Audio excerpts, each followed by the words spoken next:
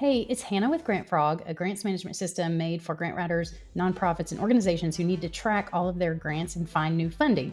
I'm going to show you how to use custom tags on grant proposals.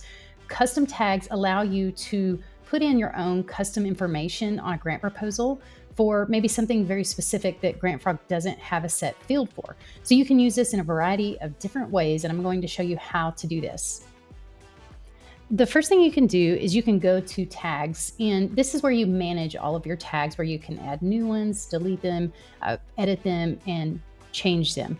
So there are a lot of different ideas for custom tags. Maybe you need something like defining the region of where the grant proposal is going, possibly partnerships with other agencies that aren't in Grant Frog, possibly categories. So there's really just a world of things that you can tag on a grant proposal, and it really just depends on your organization and what you're trying to track.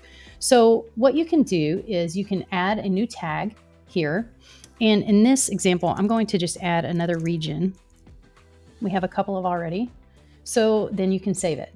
Now in a grant proposal, all you'll need to do is open up the grant proposal and you can choose the tag in the tag section. Now, if you're on a grant proposal, you can also add a new tag directly from that. But in this case, I can just select that tag, and now I have the custom tag on that grant proposal.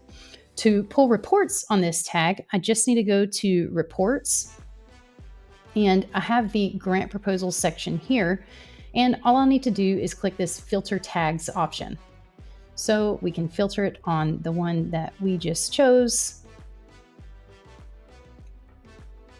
And by default, that one will show up. You can also combine that with other filters such as your date requested, the proposal status, and different things like that. So custom tags are really great to add your own custom information to a grant proposal in Grant Frog.